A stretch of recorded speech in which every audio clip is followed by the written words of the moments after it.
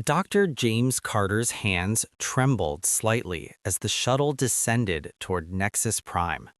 He pressed his palms against his thighs, a habit from childhood that his mother had tried to break. He could still hear her voice. "James, you're a scientist. Scientists don't show fear." But his mother had never faced what he was about to face. Through the viewport, Nexus Prime grew larger, a massive ring-shaped station that orbited the neutron star called Hope's End. The station was deliberately built in this hostile location, equidistant from all major empires, ensuring no single power could claim it. Here, in the crushing gravity well and lethal radiation of a collapsed star, the Galactic Assembly conducted its most sensitive business. "First time at the Nexus?" asked the shuttle pilot, a four-armed Kethian whose translator rendered her chittering into perfect English. "Yes," replied James, keeping his voice steady. The pilot's mandibles clicked in what James had learned was amusement. "I went through it 20 cycles ago. Worst 3 minutes of my life. The Velkhari don't mess around." James had read everything available about the Velkhari Dominion.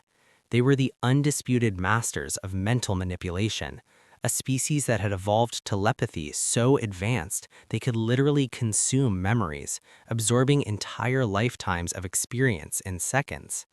For 3,000 years, they had served as the Assembly's enforcers, using their abilities to maintain peace through perfect knowledge.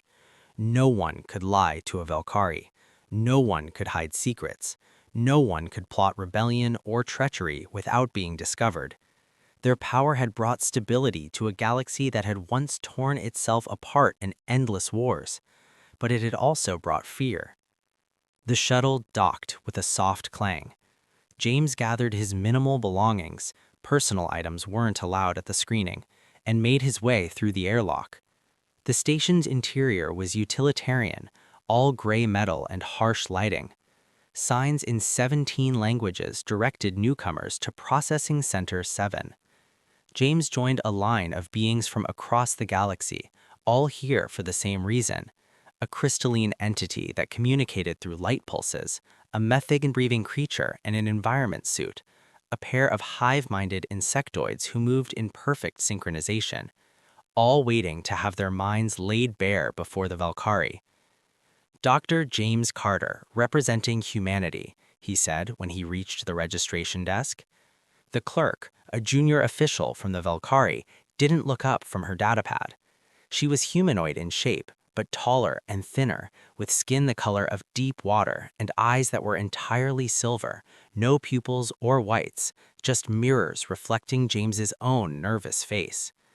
"Species classification, unverified," she said, in a voice like wind through empty corridors. "You're the first human to undergo assembly screening. Unusual for a species to send a lone representative. Earth's governments couldn't agree on who to send, so they sent a civilian scientist instead." The clerk's lips curved in something that might have been a smile. Politics, the one constant across all species. She handed him a crystalline badge.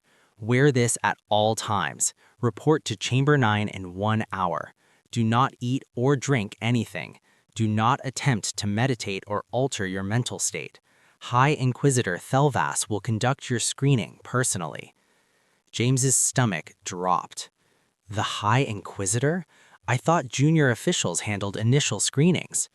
"Normally, yes, but you're the first human. The Dominion takes no chances with unknown species." Her silver eyes fixed on him. "Be grateful. Thelvas is the most skilled memory reader alive. If anyone can understand your alien mind, it's him. And if he can't—" She didn't finish the sentence. The hour passed too quickly. James sat in a waiting room, watching other beings emerge from their screenings. Some looked relieved, others looked traumatized. One species, a tripedal creature covered in sensory tentacles, had to be carried out catatonic. "That was a bad one," whispered the crystalline being next to James. "Sometimes the Velkhari find memories so disturbing they have to purge them. The subject doesn't recover well." "What kind of memories?" asked James. "War crimes, genocide, child abuse. The Valkyrie record everything they see. If they find evidence of major crimes, the subject goes straight to the justice cells. The being pulsed nervously. I hope my business dealings were all legal. I thought they were, but memory is unreliable, you know? Sometimes you forget the details that might incriminate you. James nodded, though he was barely listening. His mind was racing through everything he knew about Valkyrie mental techniques. They didn't just read surface thoughts. They dove deep, accessing memories the subject had completely forgotten, pulling out childhood traumas, suppressed desires, everything that made a person who they were. The process was described as intimate violation, a kind of mental rape that left subjects feeling hollow and exposed. But there was no choice. Every species that wanted to join the Galactic Assembly had to submit to screening. It was the price of admission to a galaxy-spanning civilization. Dr. Carter, a Valkyrie attendant, stood in the doorway. Chamber 9 is ready. James stood on legs that felt like water. He followed the attendant down a long corridor lined with doors, each leading to a screening chamber. Behind those doors, minds were being opened, secrets spilled, lives laid bare. Chamber 9 was smaller than James expected, circular with walls that seemed to absorb light. In the center stood a simple chair, and across from it, a raised platform where High Inquisitor Thelvas waited. James had seen images of Valkyrie before, but none had prepared him for Thelvas's presence. The Inquisitor was ancient, his water-dark skin lined with patterns that marked centuries of mental absorption. His silver eyes held depths that made James feel like he was falling. When Thelvas moved, it was with the deliberate grace of someone who had consumed thousands of lifetimes and carried the weight of all those memories. Dr. Carter. Thelvas's voice resonated directly in James's mind, bypassing his ears entirely. I have conducted 63,000 screenings across 412 species. Yours will be my first human. Please sit. James sat, trying to control his breathing. The chair adjusted itself to his body, restraints flowing like liquid metal around his wrists and ankles. The restraints are for your protection, Thelvas explained, descending from his platform. Some subjects experience seizures during deep memory extraction. We cannot have you injuring yourself. How long does it take? James's voice sounded small in the light-absorbing room. For most species, 3 to 5 minutes. For complex minds, perhaps 10. I will know everything about you, Dr. Carter. Every memory from your birth to this moment. Every lie you've told. Every law you've broken. Every dream you've had. There is no privacy before a Valkyrie Inquisitor. Thelvas extended one long-fingered hand toward James's face. One warning. Do not resist. Resistance causes pain, both to you and to me. Allow the memories to flow. Relax your mind and think of nothing. Are you ready? James wanted to say no. He wanted to run, but he thought of Earth waiting for his report. He thought of humanity's future among the stars. He nodded. Thelvas's fingers touched James' temples. For a moment, nothing happened. James felt a slight tingling like static electricity. Then he felt Thelvas's presence in his mind, a vast and ancient consciousness that began to pull at his memories like someone opening drawers in a filing cabinet. James saw his own life flash past, his childhood in Denver, his mother's death when he was 12, his first kiss, his doctorate in xenopsychology. Every moment appeared and was consumed by Thelvas's voracious mental appetite. Then something changed. James felt Thelvas hesitate. The smooth extraction of memories stuttered like a record skipping. The Inquisitor's presence in James's mind suddenly felt confused, then alarmed. What is this? Thelvas's mental voice was no longer calm. Your memories, they branch. They loop back on themselves. James didn't understand what the Inquisitor meant. He tried to explain, but Thelvas was going deeper, following the strange architecture of human memory. And as he did, James felt the Inquisitor's confusion turn to horror. "You remember remembering," Velvos whispered, and his voice carried a note of fear. "You have memories of thinking about your memories, and memories of those memories. It goes back, and back, and back." The Inquisitor's fingers were trembling now. James could feel Velvos's consciousness beginning to spiral, caught in loops of recursive memory. The Valkyrie was trying to track a single memory to its source, but every memory led to another memory of remembering that memory, which led to another memory of thinking about remembering, on and on in infinite regress. "Stop," Velvos commanded, but James didn't know how to stop. This was just how human minds worked. We didn't just remember things, we remembered remembering them. We thought about our thoughts. We had opinions about our opinions. Our consciousness folded back on itself in endless layers of self-reference. Velvos made a sound like breaking glass. His silver eyes went wide, no longer reflecting James's face, but something else, something vast and recursive that spiraled into infinity. The Inquisitor's hand was still on James's temples, but now it was clenched, fingernails digging into skin.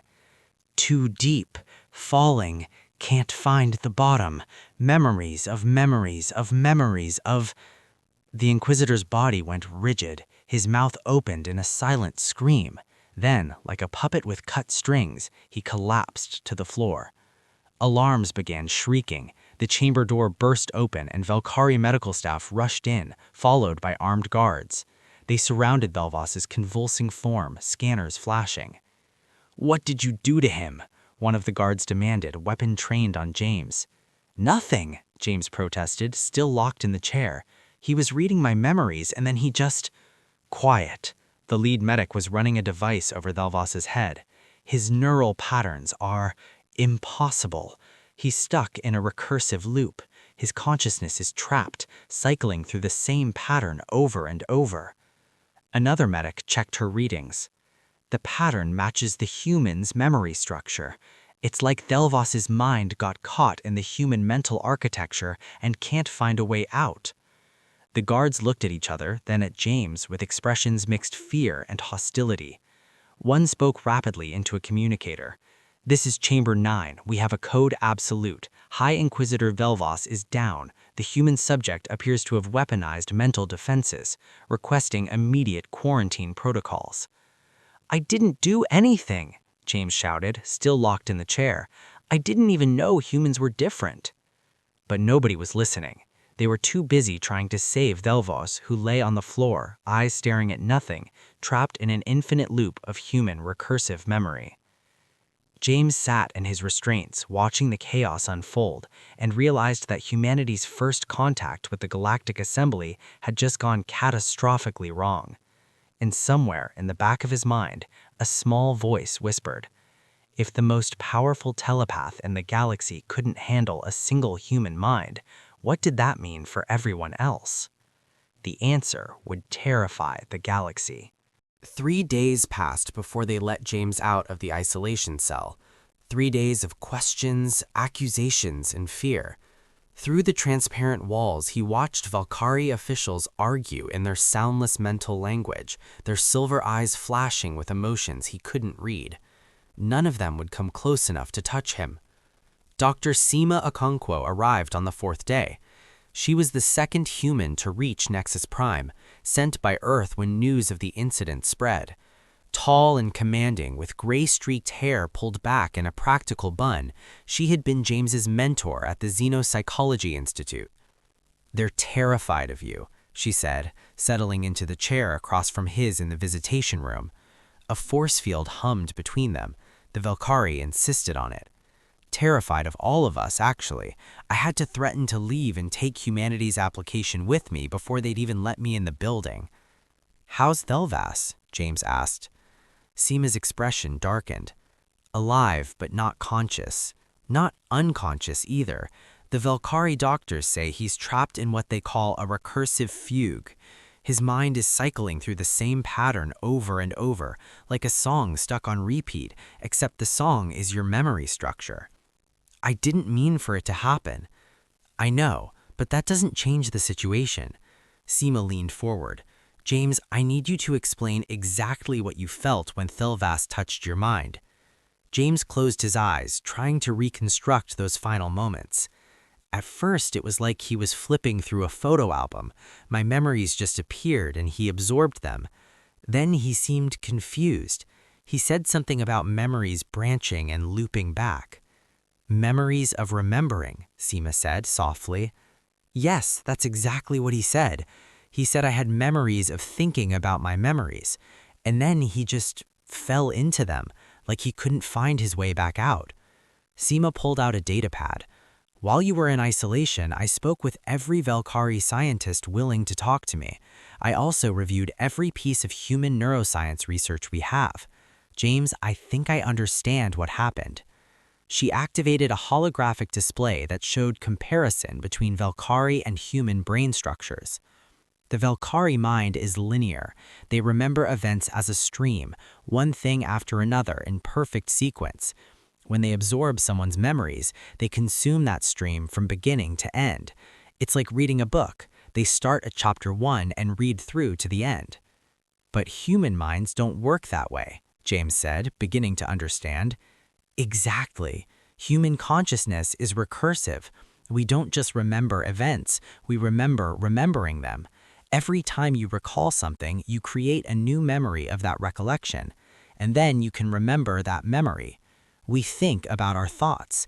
We have feelings about our feelings. Our minds loop back on themselves constantly. The hologram shifted, showing human neural pathways that doubled back, interconnected, formed endless cycles. When Thilvas tried to read your memories, he entered that loop. He tried to find the original memory, the source, but every memory he found was a memory of another memory. He went deeper and deeper, following the trail backward, but there is no end. Human consciousness is like a hall of mirrors. Every reflection shows another reflection, infinitely. James stared at the hologram. So his mind got stuck trying to find the bottom of something that has no bottom. Worse than stuck. The Velkari consciousness isn't built to handle recursion. It's like running software that requires infinite memory on a computer with finite capacity. His mind locked up trying to process the impossible. Can they fix him? Seema's expression was grim. They don't know. The Velkari have never encountered this before. In 3,000 years of screening thousands of species, they've never found a mind that could trap one of their inquisitors. A Velkari doctor appeared on the other side of the force field. She was young, her skin still bright, eyes not yet dulled by centuries of absorbed memories. Dr. Okonkwo, Dr. Carter, the council has agreed to allow limited testing. We need to understand this phenomenon before we can cure High Inquisitor Thilvas.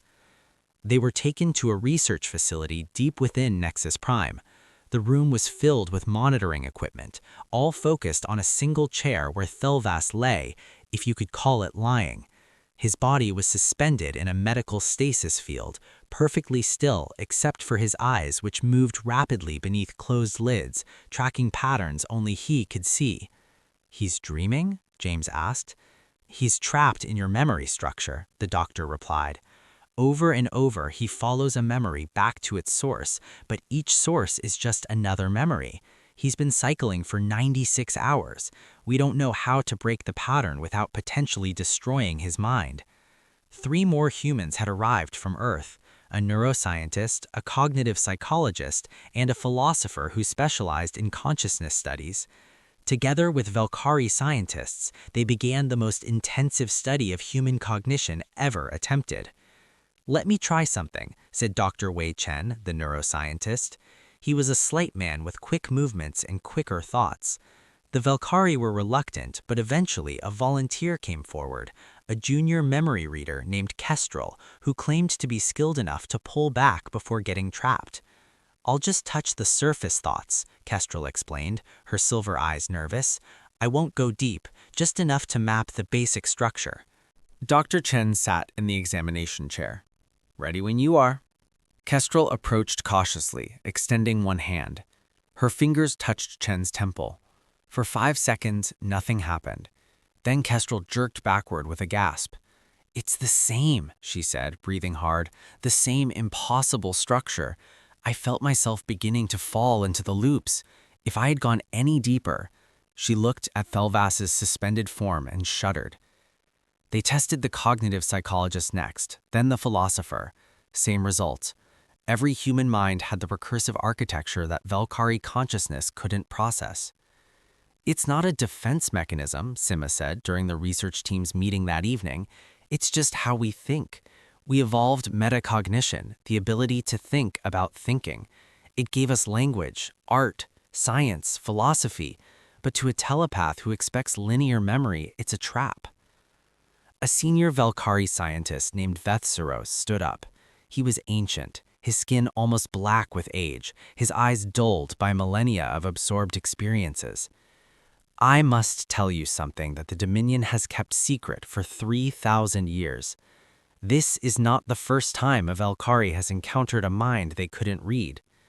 The room fell silent. There was a species, Vethseros continued, the Quilnari. 600 years ago, we attempted to screen them for assembly membership. 3 of our inquisitors made contact with Quilnari minds. All 3 fell into comas. They never woke up. What happened to the Quilnari? James asked, though he feared he knew the answer. They were classified as incompatible with galactic civilization. They were quarantined to their home system and forbidden from leaving. As far as I know, they're still there, isolated, waiting for us to change our minds. Vethseros looked at each human in turn. The Dominion will propose the same for humanity. Quarantine, isolation, for the safety of telepathic species. That's unacceptable, Sima said firmly. Humanity has the right to join the galactic community. Humanity has minds that can trap and destroy Valkyrie consciousness, Vethseros countered. How can we allow such a dangerous species to spread across the galaxy? We're not dangerous, Dr. Chen protested. We didn't choose to evolve this way. Neither did the Quilnari. They were still quarantined. The philosopher, Dr. Amara Ose, spoke for the first time. She was an elderly woman with thoughtful eyes. Perhaps we're asking the wrong question. Instead of asking how to make human minds safe for Valkyrie telepaths, we should ask, why do Valkyrie consciousness fail when encountering recursion? That's not possible to change, Vethseros said. The Valkyrie mind is what it is. We evolved to absorb linear memories. We cannot suddenly become capable of processing infinite loops.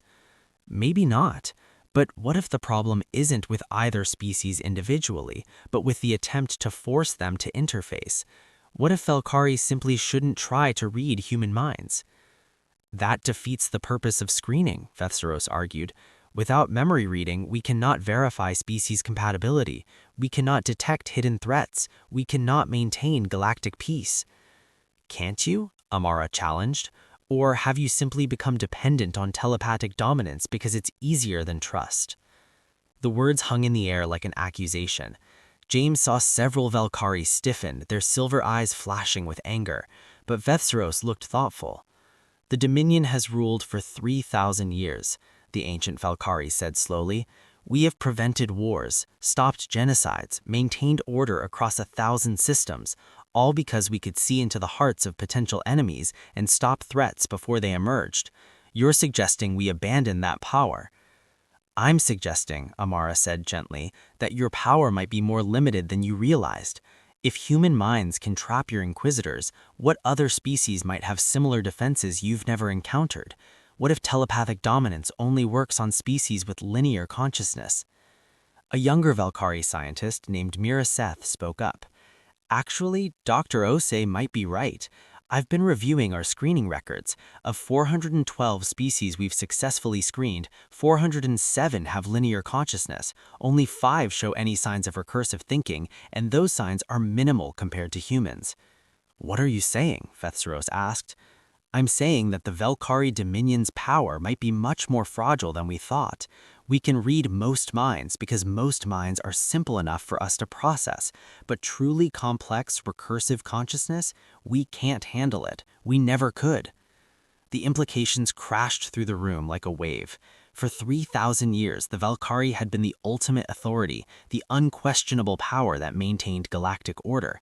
But what if that power only worked on simple minds? What if species like humans, like the Quilnari, whose consciousness was too complex, too recursive, too self-referential for Valkyrie telepathy to comprehend? The Quilnari, James said suddenly. Are they still alive? Still in quarantine? Vethsaros nodded, slowly. We need to contact them, Seema said. If they have the same recursive consciousness, they might know how to explain it in a way that helps us cure Thelvis. For the first time, a flicker of hope appeared on the Valkyrie scientists' faces. 3 days later, a Quilnari delegation arrived at Nexus Prime. They were small beings, covered in crystalline spines that gave them their name, with compound eyes that saw in dimensions humans couldn't perceive. For 600 years, they had been prisoners in their own system, forbidden from joining the galaxy because their minds were incompatible. The leader, whose name translated roughly as Shimmer of Dawn, examined Thelvis with her multifaceted eyes. Yes, she said in a voice like wind chimes, we know this trap well. 3 of your inquisitors did the same to themselves when they touched Quilnari minds. You call it recursive consciousness. We call it the mirror maze. When you think about your own thinking, you create infinite reflections of self. Can you help him? Seema asked. Perhaps, but first you must understand something. This is not a flaw in our consciousness or yours. This is evolution's gift. Species with mirror minds can think about thinking, imagine imagining, dream about dreaming. We create art, philosophy, science that linear minds cannot conceive. We are not broken, we are advanced. Shimmer of Dawn turned to the assembled Valkyrie scientists. Your telepathy works on simple minds, but consciousness at our level, we are labyrinths you cannot navigate. And now that humans have joined the galaxy, you must accept a truth you've hidden for centuries. Your dominance is over, not because we defeated you, but because we've evolved beyond your ability to control. The words were not spoken in anger, but in statement of fact, and watching the Valkyrie scientists' faces, James saw the moment they realized their 3,000-year reign as the galaxy's mental overlords was ending. But first, they had to save Thelvis, and in doing so, they would discover that the human gift for recursive thinking was more than just a defense. It was a key to transforming consciousness itself. The revolution had begun.